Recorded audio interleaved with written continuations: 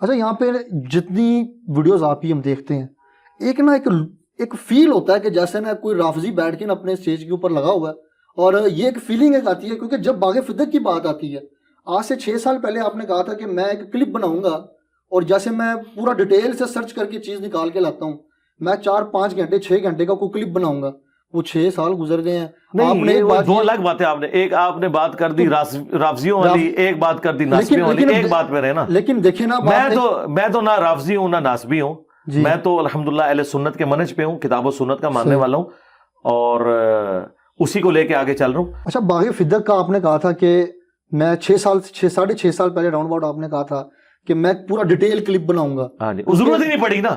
آپ ایک بات سے کیسے مائنس کر سکتے ہیں کہ جی وہ مینیجریل ایشو تھا، مینیجریل ایشو کی وجہ سے ایسا ہو گیا، اتنا بڑا فرقہ لانچ ہو گیا، اتنا بڑا فرقہ بن. اس کا ایشو جو ہے صدیوں سے اہل سنت اہل تشیع کے درمیان ایک بون آف کنٹینشن بنا ہوا ہے. تو میرے نزدیک یہ مینیجریل ایشو تھا.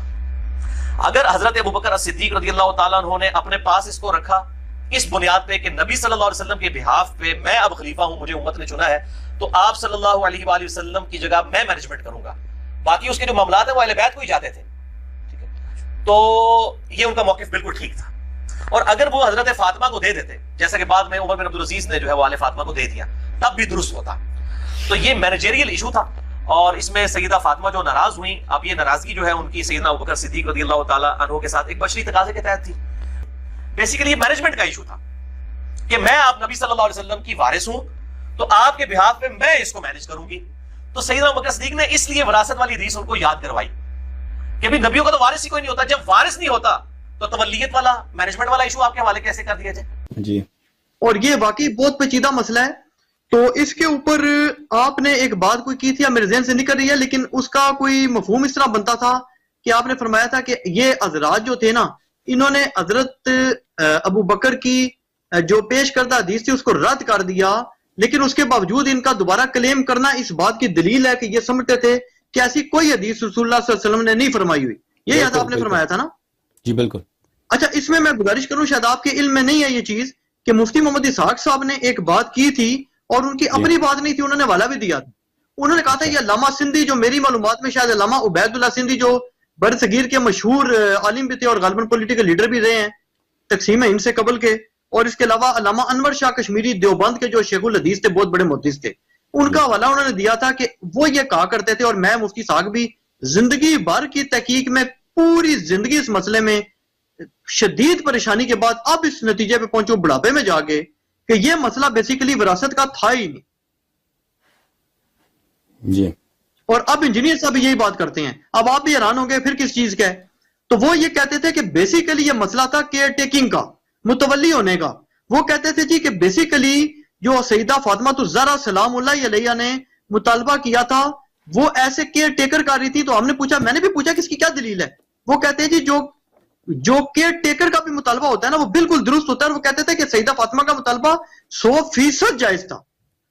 لیکن وہ کہتے ہیں کہ یہ جو موقف ہے نا کہ انبیاء کی وراثت نہیں ہوتی، یہ نہ صرف اہل سنت کا ہے بلکہ اہل تشیع کے ہاں یہ صحیح سند روایت موجود ہے.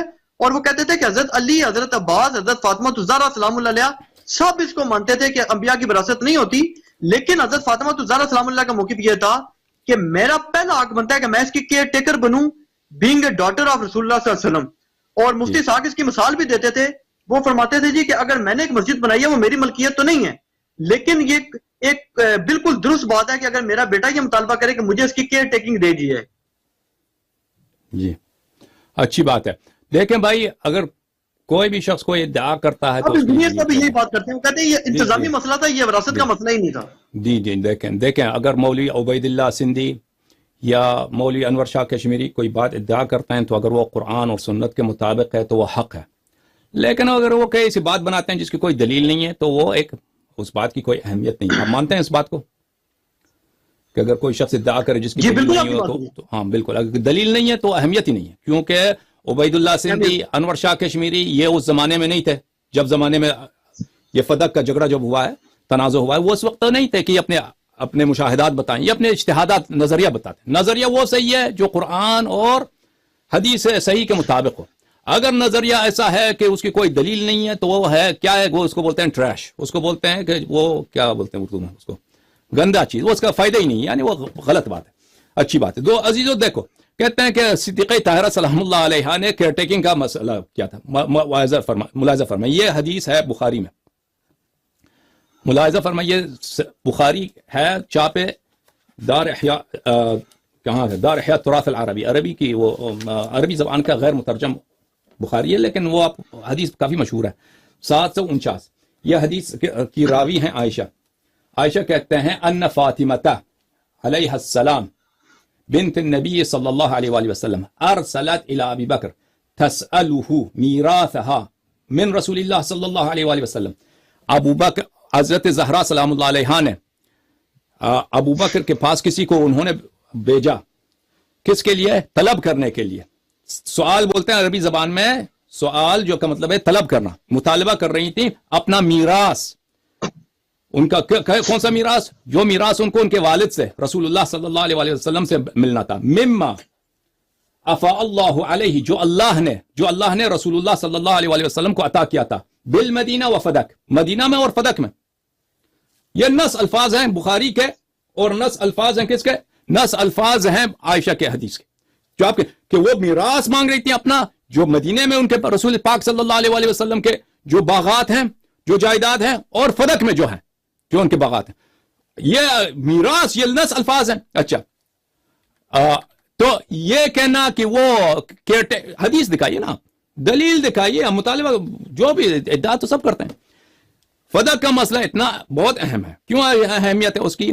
क्योंकि जिन लोगों ने रसूलुल्लाह सल्लल्लाहु अलैहि वसल्लम की प्यारी बेटी पे रहम नहीं किया, उनका मीरास इन लोगों ने चुना है। अगर ये सच है, हम आप कहते हैं सच नहीं ना, अगर ये साबित हो जाए, इसकी अहमियत क्यों है? अगर ये साबित हो जाए कि उन्होंने मीरास चुना है और मीरास पे कब्जा किया, नाजायज कब्जा किया है, और रसूलुल्लाह सल्लल्लाहु अलैहि वसल्लम के मुतालिक उन्होंने झूठी हदीस गढ़ा है, तो फिर आपके मजहब का कोई असास ही नहीं बचता ना। इसकी अहमियत है। और जो आपने इशारा किया कि मैंने पिछले लेक्चर में कहा है कि उमर के ज़माने में अब्बास और अमीरुल मोमिनीन अलैहिस्सलाम गए अब उमर के पास, वो किताब मुस्लिम में मौजूद है, फदक का मुतालबा करने के लिए इर्स के तौर पर।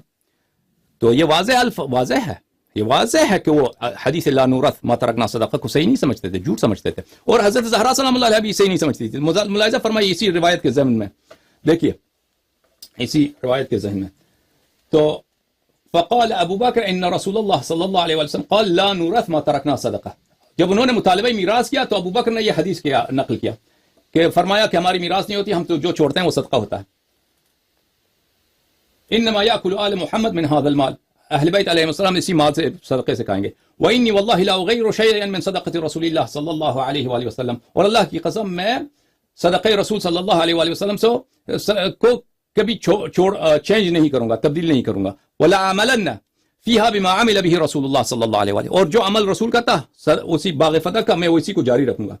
फअबा अबू बकर अन यदफअ इला फातिमा मिनहा शैअ, तो अबू बकर ने भले इबा किया, उसने मना किया, उसने इनकार किया कि कोई उसमें से कोई चीज उनको दे दे। फवजदत फातिमा अला अबी बकर फी ज़ालिका फहजरतहु फलम तुकल्लिमहु हत्ता तुवफ़ियत।